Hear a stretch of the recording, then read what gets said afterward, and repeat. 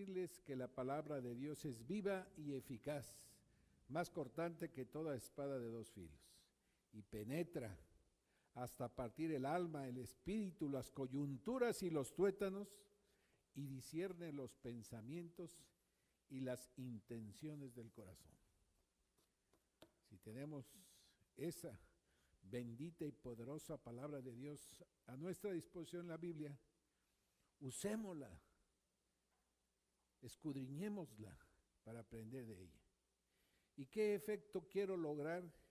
Que el día de hoy, cada uno de los que están aquí, escuchando la palabra de Dios, no mi interpretación, sino la palabra de Dios, aprendamos algo nuevo. Y ese algo nuevo es cuál es la fuente de poder que tenía nuestro Señor Jesucristo cuando estuvo aquí en la tierra.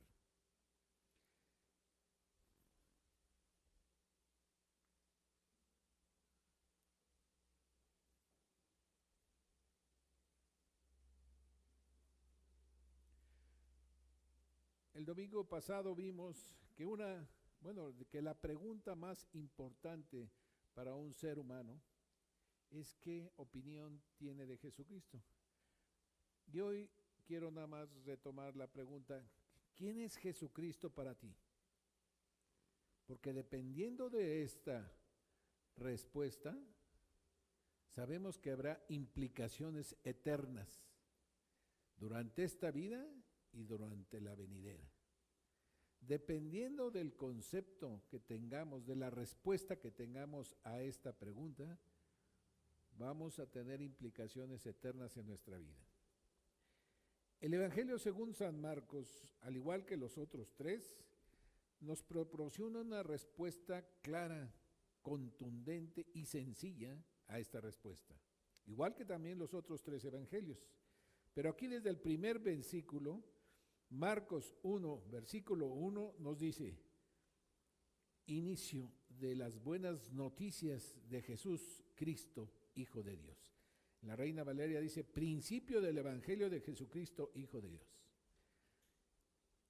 Comentando el evangelista que está dando inicio en su descripción a las buenas noticias de que Jesús, el Cristo esperado, el Mesías esperado, ha llegado y es el Hijo de Dios. Por lo tanto, es el soberano, rey, esperado por el pueblo de Israel.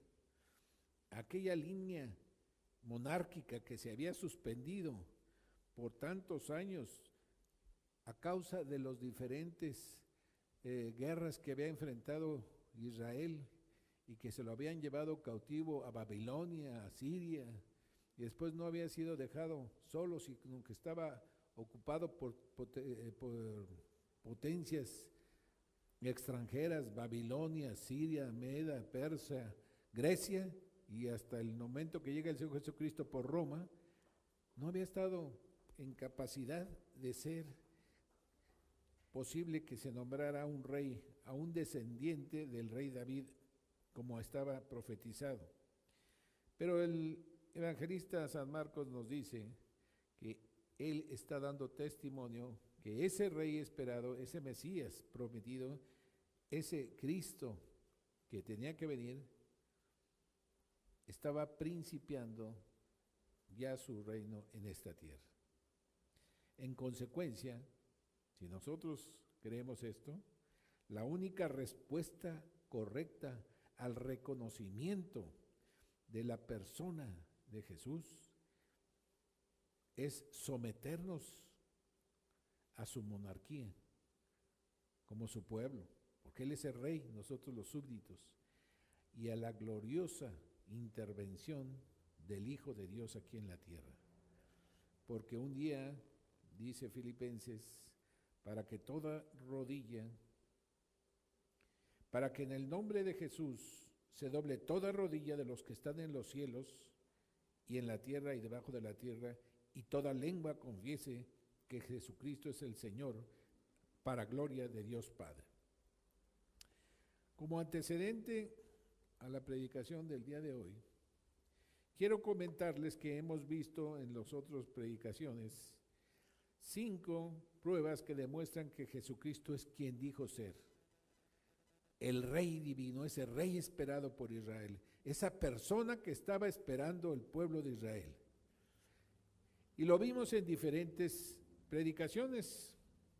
La primera de ellas fue: Jesucristo fue precedido por un precursor real profetizado en las Escrituras. Ahí en el siguiente versículo, Marcos 1:2, dice que vino un predecesor de nuestro Señor Jesucristo que ya había estado profetizado. Alguien que allanaría su camino y prepararía un pueblo bien dispuesto para la llegada del Rey, que fue Juan el Bautista. Después, en otra predicación, vimos cómo fue coronado mediante una ceremonia divina durante su bautismo. El Hijo llega a ser coronado, pero en una humildad tremenda, no como un rey de los que conocemos en la tierra. Llega al río Jordán, actuando Juan el Bautista como el sacerdote divino, elegido por Dios. Se mete al agua, está siendo bautizado, coronado, cuando desde el cielo se oye una voz que dice: este es mi Hijo amado en que tengo complacencia. Dios Padre hablando. Dios Espíritu Santo desciende del cielo en una forma como de paloma, se para en su sombra, y nuestro Señor Jesucristo, el Hijo, sale del agua para iniciar su reinado, su ministerio aquí en la tierra. Después de esto vimos cómo derrotó a su archienemigo de las tinieblas cuando fue trasladado por el Espíritu Santo a ser tentado en el desierto. Cómo lo derrota con la palabra de Dios: escrito está, escrito está, escrito está. Como dijéramos hoy, la Biblia dice, la Biblia dice, la Biblia dice. Y de esa manera Satanás queda derrotado por nuestro Señor Jesucristo. Después vimos que proclamó el mensaje del reino de los cielos desde Marcos 1:15. Dice que el tiempo se ha cumplido, ya llegó el tiempo. El reino de los cielos se ha acercado, arrepentíos y creed en el Evangelio. Predica o proclama el mensaje del reino de los cielos. Y la quinta, y ordena a los ciudadanos del reino que le sigan. Vamos, está formando su reino aquí en la tierra. Va pasando por el lago, cuando ve a unos pescadores, a 2 hermanos, a Simón Pedro y a Andrés: sígueme y yo os haré pescadores de hombres. Y estos le van y le siguen. Pues, ¿de qué se trata?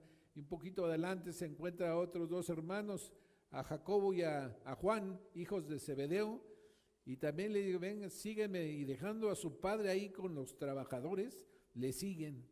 Y con estos 4 iniciales, miembros de su séquito inicial, empieza su ministerio, porque partiendo de ahí se van a Capernaum, y los días de reposo enseñaba en las sinagogas de ellos.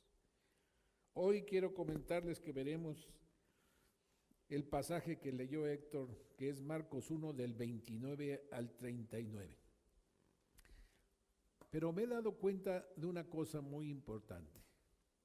Hay una especie de espíritu de los tiempos que adormece nuestro espíritu, que entorpece nuestro entendimiento, que distrae nuestra atención, que nos aletarga, que no deja que la palabra de Dios llegue a nuestros corazones y modifique nuestras vidas. Estamos acostumbrados tanto a ese espíritu de los tiempos que parece un velo que no alcanza a dejar que penetre la palabra de Dios en las vidas de cada uno de nosotros. Y por eso el día de hoy quiero iniciar orando, pidiéndole a Dios que sensibilice los ojos de nuestro entendimiento espiritual para mirar las maravillas de su ley. Oremos. Bendito Padre Celestial, Creador del cielo y de la tierra, nuestro único y sabio Dios, nuestro Salvador. A ti nos dirigimos en esta mañana, suplicándote tu atención para que voltees a ver a este grupo de hijos tuyos que hoy se reúne para darte la gloria, la honra, el reconocimiento, para adorar tu nombre, pues este es un culto de adoración a ti. Y también, Señor, para pedir que quites todos aquellos obstáculos que pueden interferir e interponerse entre tu palabra y nuestro entendimiento. Que tú limpies todas esas cosas, Señor. Que tu palabra llegue viva y eficaz a nuestras vidas. Que modifique nuestra manera de pensar y de vivir, Señor. Y que nos active para trabajar en lo que tú quieres que hagamos. Te lo suplicamos en el nombre de nuestro Señor Jesucristo. Amén. Les voy a pedir nuevamente que leamos el pasaje que está ahí en Marcos 1, del 29 al 39, lo voy a leer y ustedes van siguiendo.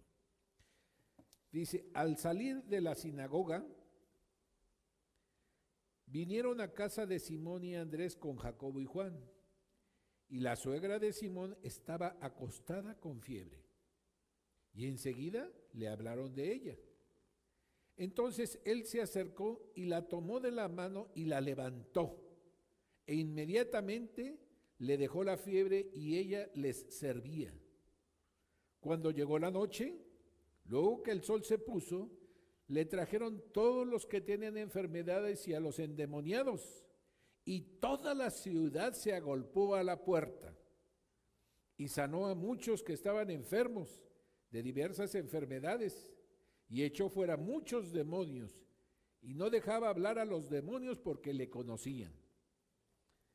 Levantándose muy de mañana, siendo aún muy oscuro, salió y se fue a un lugar desierto y ahí oraba. Y le buscó Simón y los que con él estaban, y hallándole le dijeron: todos te buscan. Él les dijo: vamos a los lugares vecinos para que predique también allí, porque para esto he venido. Y predicaba en las sinagogas de ellos en toda Galilea y echaba fuera los demonios. Hoy vamos a subdividir este pasaje en 3 secciones.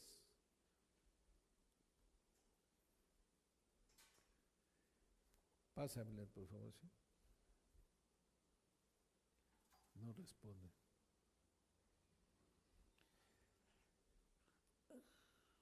La siguiente. Ahí está.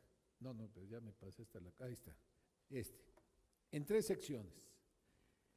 Este pasaje nos va a enseñar las pruebas de su persona real y divina, de nuestro Señor Jesucristo, la fuente del poder detrás de sus acciones y la prioridad de su misión. Vamos a iniciar viendo las pruebas de su persona real y divina. Actualmente vivimos en un mundo caído, donde imperan la enfermedad, el dolor, el sufrimiento y la muerte.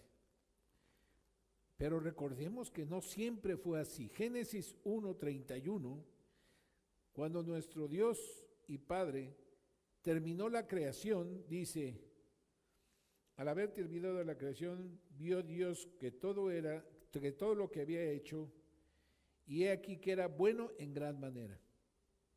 Inicialmente, la creación original no tenía nada de defectos, nada de alteraciones, era perfecta. Pero cuando Adán y Eva desobedecieron a Dios, todo cambió. El pecado entró al mundo y trajo consigo enfermedad, dolor, decadencia y muerte. Toda la creación fue maldita. Adán y Eva quedaron separados de Dios y desterrados del huerto de Edén. Aunque nuestro Señor Jesucristo vino a rescatar espiritualmente a pecadores que estaban muertos en sus delitos y pecados y que eventualmente alcanzarán la muerte física, como Salvador del mundo mostró su poder absoluto sobre los efectos del pecado, tanto en el área física como espiritual. haciendo patente que él podía redimir de la maldición no solamente al alma de la persona, sino también a su cuerpo físico. Y de esta manera nuestro Señor mostró su deidad, su poder, su autoridad sobre las áreas físicas y espirituales. El pasaje que vimos la semana pasada nos habla que estando en la sinagoga enseñando, repentinamente un hombre con espíritu inmundo se levantó y empezó a dar voces y fue liberado por nuestro Señor inmediatamente de ese azote que le aquejaba. Quedando sorprendida gratamente toda la audiencia, pues decían, él sí enseña como con autoridad y no como los escribas. Pero también se quedaban asombrados y atónicos viendo que decían, ¿qué nueva doctrina es esta que aún a los espíritus inmundos les habla y le obedecen? Y de esta manera dejó impresionada a toda la audiencia. Al finalizar la reunión, ahí en la sinagoga, Simón Pedro le dice, ven, te invito a la casa a comer, porque al terminar la reunión era como a las 2, 3 de la tarde, normalmente de las sinagogas. Y se fueron Simón con su hermano Andrés, Jacobo, Pedro, con nuestro Señor Jesucristo, y llegaron a la casa de Simón, emocionados de ver cómo habían entendido, a diferencia de las ocasiones pasadas que iban, las enseñanzas, comparando la enseñanza de los escribas, de los fariseos, con la del Señor Jesucristo. Sí entendemos y dice con autoridad lo que dice la palabra, no la anda tergiversando. Pero además súper emocionados de haber visto que ahí mismo nuestro Señor con el poder de su palabra, con 2 órdenes, le dijo al espíritu inmundo, calla y sal de él. ¿Y qué pasó? Se cayó y salió. No, convulsionando el hombre que estaba poseído por el demonio, cae al piso y queda liberado de aquel azote. Una cosa impresionante con la enseñanza de nuestro Señor y la liberación del demonio en aquella ocasión.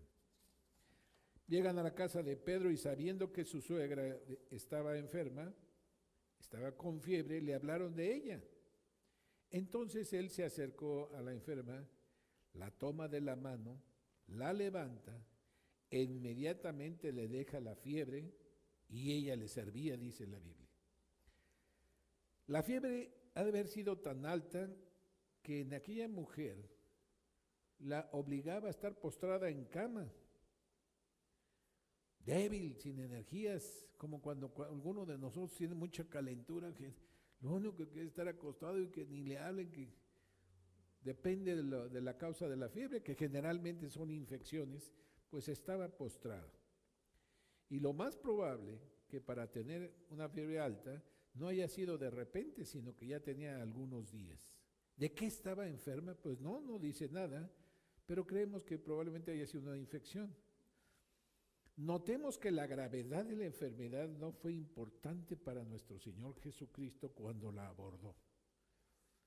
En el pasaje paralelo de Lucas 4:39 dice, e inclinándose hacia ella, reprendió a la fiebre y la fiebre le dejó. Y levantándose ella al instante le servía. Estaba la suegra acostada con calentura, postrada, sin energías, y después de la intervención de nuestro Señor Jesucristo, en el siguiente momento estaba levantada con energías, sirviendo, atendiendo, ayudando, porque era el día de reposo. Estaban llegando los que habían ido a la sinagoga e iban a comer, pues lo más probable es que les ayudara a servir o a preparar la comida, pero como si nunca hubiera estado enferma.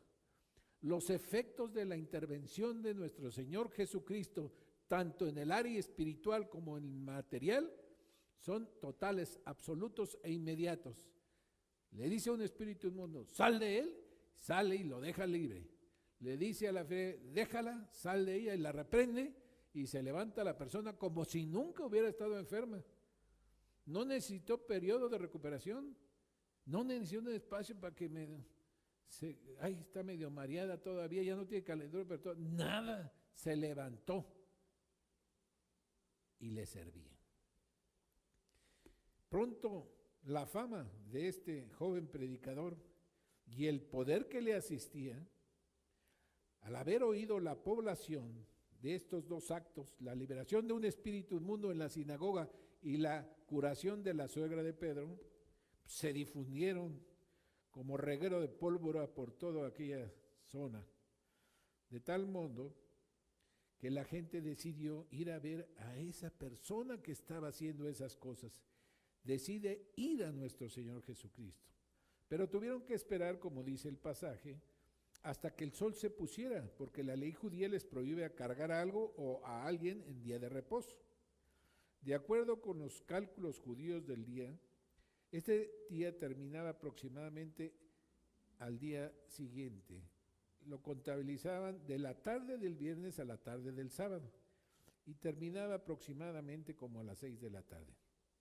Por eso dice el pasaje, una vez puesto el sol, los residentes de Capernaum deciden ir a nuestro Señor Jesucristo, llevando a sus familiares, parientes y amigos enfermos hasta Él para pedirle que los sane.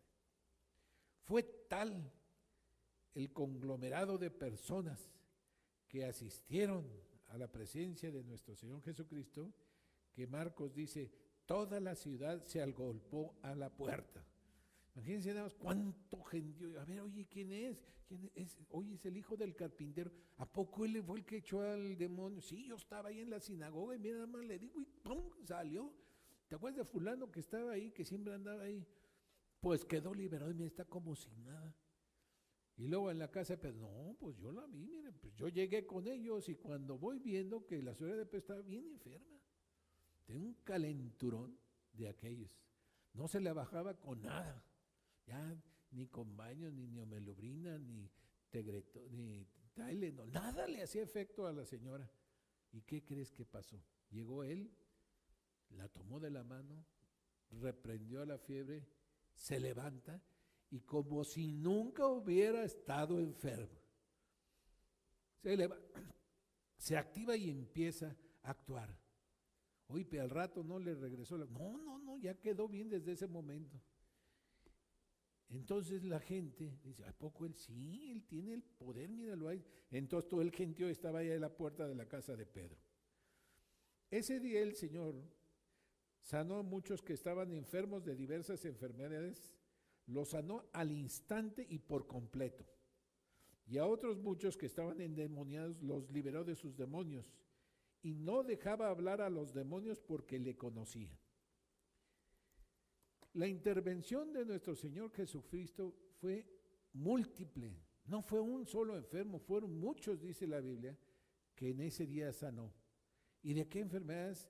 En ese pasaje no nos dice, pero en otros nos dice que a los ciegos les devolvía la vista. Imagínense, un ciego de nacimiento que dice la Biblia, no tenía el concepto de lo que es ver, nunca había visto, no sabían los colores, no sabía del brillo de la luz, de la oscuridad, nada, estaba en oscuridad constante.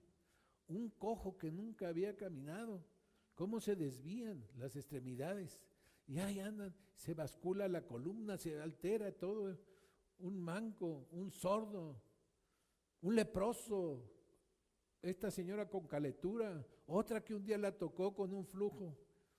Todos al momento que nuestro Señor Jesucristo intervenía en su vida, quedaban totalmente sanos e inmediatamente, no quedaban a medias.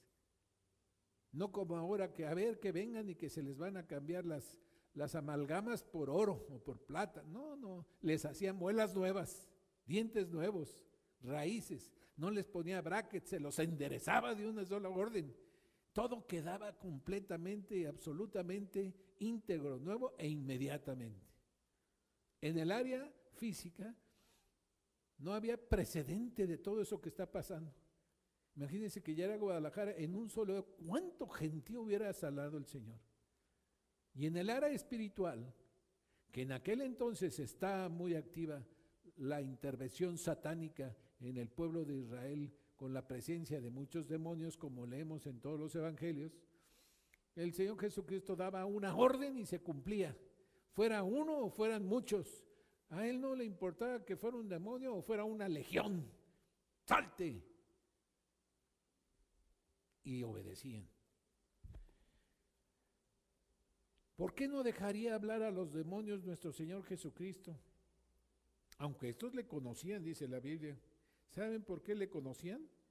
Porque la Biblia dice en Colosenses 1:16, dice, porque en Él, hablando de nuestro Señor Jesucristo, fueron creadas todas las cosas, las que hay en los cielos y las que hay en la tierra, visibles e invisibles, sean tronos, sean dominios, sean principados, sean potestades, todo fue creado por medio de Él y para Él. Nuestro Señor Jesucristo en la eternidad pasada creó las multitudes de ángeles, principados y potestades, donde a la que una vez pertenecieron en estos demonios. Los creó como ángeles y ellos se rebelaron. Pero acá en la memoria colectiva de esas entidades espirituales quedó claramente e imborrable el momento de su rebelión en el cielo, su derrota por medio de Dios y su expulsión del cielo para la eternidad. Y además estaban muy conscientes del lugar a donde les correspondería ir cuando el Señor así lo decidiera, al infierno, al abismo. Entonces, todas estas personas o estas entidades espirituales malignas, cuando veían a nuestro Señor Jesucristo, lo reconocían y experimentaban un miedo terrorífico, de tal manera que daban voces, dice la Biblia. Y la palabra dar voces se traduce del griego de una palabra que dice, daban gritos de terror cuando veían a nuestro Señor Jesucristo.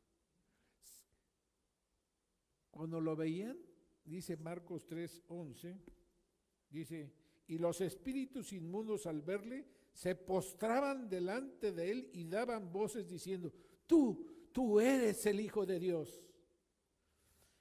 Cuando veían a nuestro Señor Jesucristo, que era Dios hecho carne, era hombre y era Dios, ellos lo veían y no es que reconocieran su aspecto físico, que no existía en aquel entonces, veían la imagen de Dios en esa persona.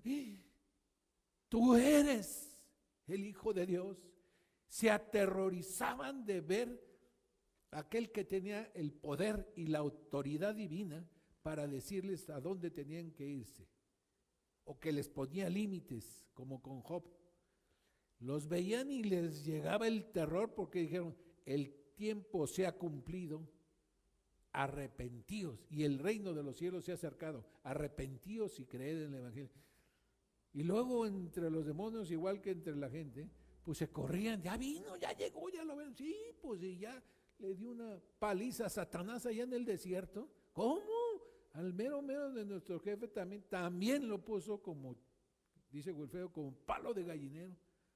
¿Qué pasó? Lo puso en su lugar y a todos sus seguidores, con sus órdenes inmediatamente, los ponía fuera de combate. Ese es nuestro Señor. Pero nuestro Señor Jesucristo, dice el pasaje, no dejaba de que Satanás ni sus ángeles tuvieran ninguna injerencia en el reino de los cielos que se estaba acercando. Era un rebelde, era un desobediente, era una persona que estaba condenada. Satanás está súper enojado con Dios porque Dios tuvo misericordia de los hombres. Nosotros también pecamos. Y dice que Él tuvo misericordia. No se compadeció de los ángeles, sino de los seres humanos. Satanás, oye, pero ¿por qué ellos sí, nosotros no? ¿Por qué? Porque yo dije, punto, por su sola potestad. Oye, pero mire, ese Pedro García está peor que el más malo de mis demonios y todavía ahí le das fe para que crea. ¿Cómo es posible? Porque quiero, porque por gracia son salvos por la fe y esa la doy yo para que él tenga vida eterna, porque yo quiero. Ya no puede decir nada, Por eso debemos estar agradecidos, porque un día tuvo misericordia de nosotros, que no teníamos nada por la cual se fijara en nosotros, y Él se fijó para darnos la salvación. Y de esta manera fue como nuestro Señor Jesucristo comprobó ser quien decía era, el Hijo de Dios, el ungido de Dios, el Cristo esperado por el pueblo de Israel, nuestro Redentor, nuestro Salvador, a quien hoy adoramos, glorificamos, le damos la honra, el reconocimiento del poder en este culto. Bueno, la segunda parte es la fuente de poder detrás de sus acciones, dice. El versículo de 35 dice que al otro día, después de una intensa actividad de haber estado trabajando, predicando, curando enfermos, expulsando demonios, levantándose muy de mañana, siendo aún muy oscuro, casi de noche, salió y se fue a un lugar desierto y allí oraba. El Señor Jesucristo se levantaba muy temprano, todo estaba oscuro, parecía que era de noche. Sale de la casa en donde está hospedado, se va a un lugar desierto, se postra y empieza a orar. La prueba de su personalidad real y divina se había demostrado con sus milagros tanto en las áreas físicas como espirituales, múltiples e innumerables veces. Pero el poder detrás de todas estas acciones es una vida de oración. Nuestro Señor Jesucristo es Dios, pero no olvidemos que en la encarnación el Hijo de Dios dejó a un lado el uso independiente de sus atributos divinos. No es que no los tuviera, podía echar mano, pero en obediencia perfecta al Padre, iba diariamente delante de él en oración. Padre, ¿qué sigue? Hijo, esto. Hijo, aquello. Te acercas al final. Va a haber una crucifixión. Padre, ayúdame. ¿Cuántas veces nosotros, en vez de poner nuestra vida en manos de Dios, decidimos actuar por nuestra propia parte? Y creyéndonos más sabios que Dios, decidimos tomar decisiones y luego sufrimos las consecuencias. Y luego decimos, ay Señor, pero si lo puse en tus manos, pues te estoy diciendo, te estoy enseñando. No, pero es que lo puse en tus manos y lo hiciste lo que querías. Pedís y pedís mal porque pedís para vuestros deleites. Pero es que yo como lo puse en tus manos y vi que más o menos se me iba dando, pues creí, no Señor, aquí está muy claro. Y el Señor Jesucristo nos da esa prueba. Dios mismo hecho carne, no se aferró a ser como Dios. ¿Saben qué? Se humilló hasta lo sumo, se encarnó en un ser humano, en que era 100% Dios y 100% hombre. Él, en el aspecto humano, Jesús, diariamente iba a la fuente de poder para hacer la voluntad de Dios, que era ir al Padre. ¿Cómo se conectaba con Dios Padre? A través de la oración. ¿Cuántas veces hemos hablado de la importancia de la oración? Y como les decía, ha de haber un velo, una nube, algo que nos obstaculiza, porque no entendemos que esa única y exclusiva conexión que tiene el cristiano con el Padre es a través de la oración. Una oración en que volquemos nuestro corazón, nuestras inquietudes, nuestras necesidades, nuestros anhelos. Señor, aquí estoy. Fíjate, Él sabe todo, Él sabe todo. Aún no está la palabra en nuestra boca, Él ya la conoce. Pero Él quiere que vayamos y le digamos. Él nos invita, como dijo, enséñanos a orar. Vosotros cuando oraréis, oraréis así. Diríjanse al Padre, Padre nuestro que estás en el cielo.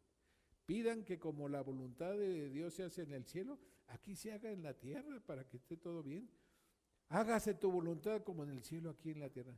Pídanle perdón porque cada rato cometen pecados y perdónanos nuestros pecados, nuestras deudas, así como nosotros perdonamos a nuestros deudores.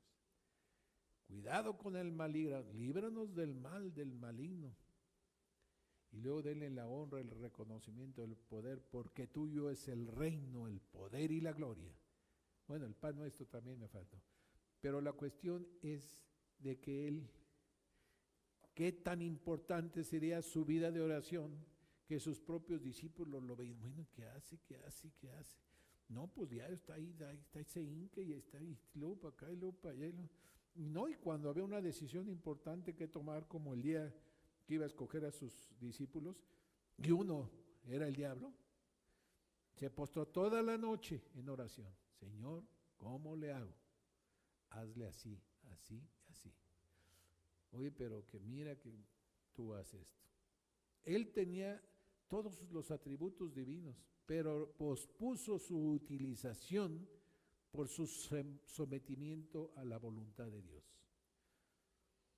Quiero comentarles que cuando estaba leyendo esto, estaba de, bueno, como que todos los demonios le conocían y le reconocían y todo, los que iban a ser condenados, y en cambio el pueblo al que vino a salvar, ninguno le conoció. Pues, ¿cómo estaba la cosa? Todo el pueblo lo atacaban y todo, y un pequeño grupito, primero 2, 3, 4, luego 5, 6, 7, luego 8, 9, 10, 11, 12, y de esos 12 uno era el diablo, fueron sus seguidores. Después otros más y otros más, 70, 120. Pero ¿de cuántos millones estamos hablando que era Jerusalén, Israel? 3 millones, 120 personas, 0.001%. ¿Cuántas personas creyeron? En cambio dice ahí que todos los demonios cuando lo veían, lo reconocían y ya llegó. Pero ya llegó y ya viene a cortarnos la cabeza, el cuello, a mandarnos al infierno, a mandarnos a la... Y les suplicaba, no nos atormentes, Hijo de Dios. Yo sé que tú eres el Santo de Dios, yo sé quién eres. No los dejaba. Ustedes no tienen ni parte ni nada que ver aquí conmigo. Esto es el reino de Dios. Ustedes no van a poder entrar, ni siquiera acepto que me reconozcan públicamente. No necesito nada de ustedes. ¡Fuera! Expulsados. Quiero comentarles que para nosotros sería muy bien, bueno, aprender a tener esa conexión diaria en nuestro diario vivir con Dios a través de la oración. ¿Cuál fue la prioridad de su misión?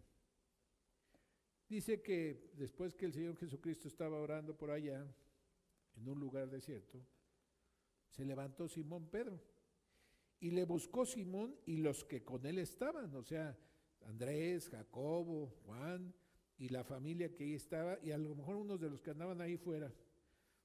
Y hallándole le dijeron, todos te buscan. ¿Y qué respondió el Señor Jesucristo? Él les dijo, vamos a los lugares vecinos para que predique también allí, porque para esto he venido. Y predicaba en las sinagogas de ellos en toda Galilea y echaba fuera demonios. Al otro día se levanta Simón Pedro, no encuentra al Señor Jesucristo ahí en la recámara que le dejaron y todo, no lo ve que esté por ningún lado.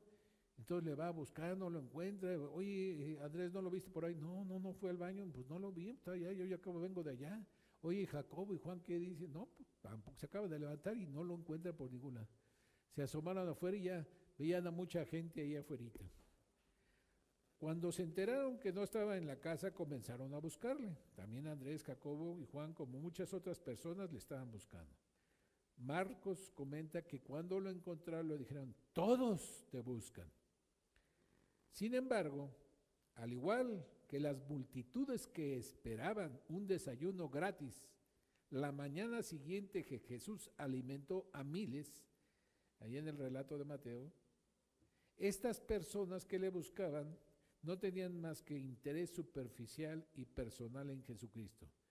Su interés era una ganancia secundaria. Oye, pues que mi hijo pues no oye bien, o que ve, o tienen eso. Ellos querían que les resolviera un problemilla transitorio y personal. Entonces, la respuesta de nuestro Señor Jesucristo deja bien en claro a sus discípulos iniciales, a los originales 4, cuál es su misión. Vamos a lugares vecinos para que también predique allí, porque para esto he venido. De manera que los deja todos sorprendidos. Cualquiera de nosotros hubiera dicho, oye, en lugar de aprovechar tu recién adquirida popularidad allí en Capernaum, ¿decides irte en este momento? Pues ya todo el mundo te está conociendo, mire, y te está reconociendo como alguien especial y todo, y tú te vas, dejas aquí todo eso que ya ganaste, dejas todas estas personas que te andan buscando, y te vas ahí donde nadie te conoce. Jesús había venido a predicar las buenas nuevas del reino venidero. Su propósito final no era la liberación personal de enfermedades temporales, sino de salvarlos del pecado y del castigo eterno de la ira de Dios. Suplir las necesidades físicas de la gente fue una demostración de compasión y poder de lo alto. Pero Él vino a redimir a los pecadores. Con esto en mente, era hora de ir y predicar el evangelio en los pueblos y regiones vecinas. Jesús varias veces definió su misión en este sentido. Una vez dijo, no he venido a llamar a justos, sino a pecadores al arrepentimiento, en Lucas 5:32. Otra ocasión dijo, el Hijo del Hombre vino a buscar y salvar lo que se había perdido, Lucas 19:10. El Señor Jesucristo buscó pecadores perdidos hasta encontrarlos y los llevó al arrepentimiento y a la salvación. Aunque fueron múltiples los milagros que el Señor Jesucristo produjo aquel entonces, y la liberación de muchos demonios, los milagros solo validaron su mensaje del Evangelio. Pero estos mismos milagros no pudieron salvar eternamente a nadie. Todas esas personas, incluso a los que resucitó, posteriormente volvieron a morir. Eran cosas transitorias para validar su personalidad. El tiempo se ha cumplido, hermanos, y el reino de Dios se ha acercado. Arrepentíos y creed en el Evangelio. Por eso, nuestro Señor Jesucristo ese día decidió no volver a Capernaum. Vamos a seguir predicando. La prioridad de nuestro Señor Jesucristo no era andar curando enfermedades, no era el don de sanidad, no era andar echando fuera demonios, no era andar esas cosas. La prioridad de nuestro Señor Jesucristo, lo que lo trajo a la tierra, era a redimir a los pecadores. No nos confundamos o dejémonos confundir. Nuestra prioridad como hijos de Dios, ¿cuál es entonces? Predicar el Evangelio. Que va a haber un atractivo acá, que mira, puedes poner un negocio que te ven muy bien y mira, ahorita están creciendo y si inviertes aquí y haces, esas son cosas secundarias. Nosotros, donde nos puso Dios a vivir, es para servirle a Él, para hacer su voluntad. ¿Hay atractivos en el mundo? Hay, y muchos. Y a cada uno de nosotros nos atraen de diferente manera. A unos el poder, a unos el placer, a otros el dinero, a otros estar en puestos de autoridad, a otros la fama, a todos nos atrae. Y todos, cuando nos desviamos, a los cristianos me refiero, ¿saben qué? Usamos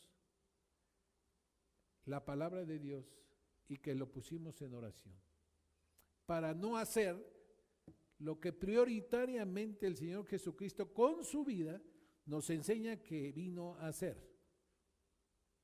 Una vez cuando les dio de comer allá 5,000, ya lo querían agarrar para hacerlo rey, porque les daba de comer, pero no les interesaba su predicación. Otra vez aquí en Marcos, porque los liberaba de demonios y les daba, les limpiaba de enfermedades.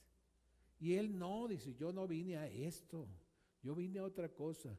y no te dejes confundir, le dijo a sus esposos, vámonos a hacer lo que vine a hacer. Por eso este capítulo, este pasaje de Marcos nos enseña estas tres cosas. El ministerio terrenal de Jesús muestra en esta área la prueba de su personalidad real y divina, comprobada por la multitud de sus milagros. El poder que sustentó su ministerio venía de su vida de oración. Y la prioridad de su ministerio era predicar el evangelio a los perdidos.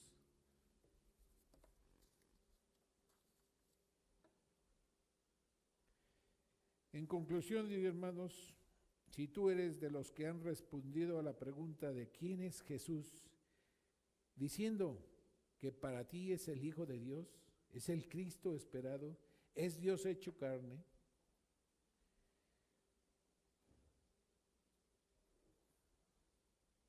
si eres de los que creen que Jesús tiene todo el poder sobre todas las cosas materiales y espirituales, si lo andas testificando y andas diciendo y todas esas cosas, si estás plenamente convencido que la tarea que dejó a su iglesia es predicar el evangelio a toda criatura, y tú te dedicas a la gran comisión, hoy te quiero decir que la única conexión que tenemos a esa fuente de poder inagotable que proviene de Dios, Padre, es la oración.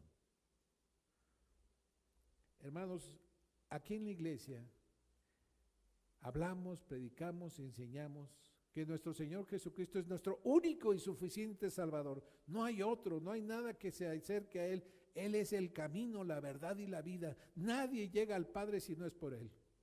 Reconocemos que es Dios hecho carne, que es nuestro Redentor. También ahora, en este nuevo año, reconocemos que tenemos un gran mandamiento y una tarea muy grande, que el gran mandamiento es amar al Señor nuestro Dios sobre todas las cosas y a nuestro prójimo como a nosotros mismos. Ese es el gran mandamiento. Y la gran comisión es ir y hacer discípulos. Toda potestad me es dada, por si se les olvida, Mateo 28, toda la potestad de autoridad me es dada en el cielo y en la tierra. Por tanto, ir y hacer discípulos. Si reconocemos que la tarea para la iglesia, para el cristiano, más que trabajar en algo, más que hacer algo en su negocio, en sus actividades, si reconocemos que eso nos ha puesto Dios a vivir ahí para servirle, dediquémonos a hacer lo que Él quiere, a hacer su voluntad. ¿Y cómo podría ser? Te invito a que a partir de hoy comiences a conectarte diariamente a través de la oración con el Padre para recibir instrucciones y poder para hacer su voluntad. Hoy es tiempo, hoy es el momento para hacer ese cambio en nuestra vida.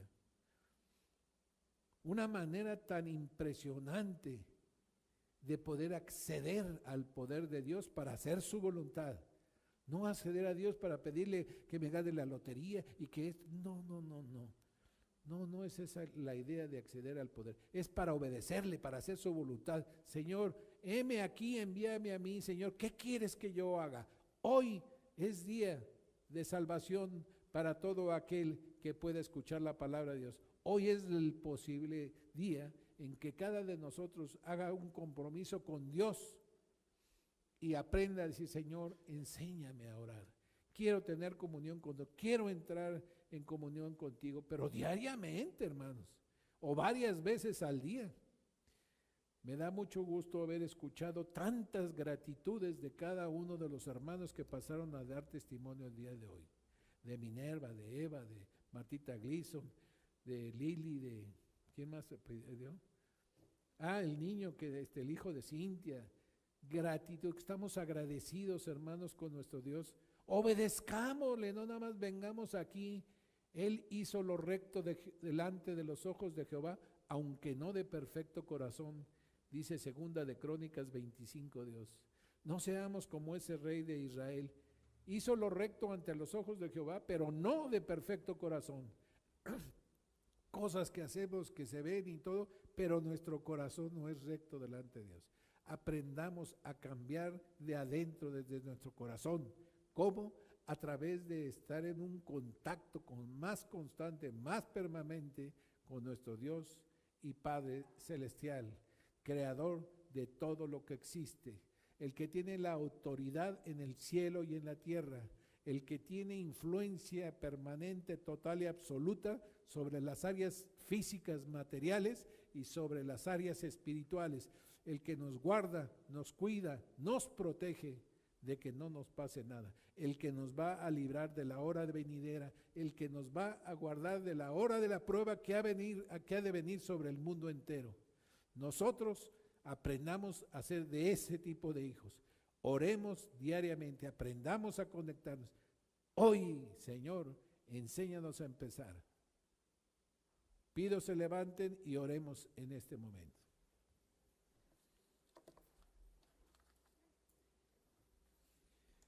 Señor, en esta mañana te agradecemos por este día y te agradecemos por tu palabra que nos recuerda, Señor, que cuando tú viniste demostraste con miles y miles de actos, Señor, no de nada más de palabras, sino de actos portentosos y extraordinarios, imposibles de imitar, que tú eres el Hijo de Dios. Eres el Cristo esperado, eres Dios hecho carne, Señor. Te agradecemos porque tu palabra nos lo recuerda. Te damos muchas gracias, Señor, porque tú nos pusiste el ejemplo de la prioridad de tu venida a esta tierra. No para andar echando fuera demonios ni saldando, que eso no es que esté malo, sino que son cosas periféricas a tu propósito principal, que era predicar el Evangelio. Que no se nos olvide.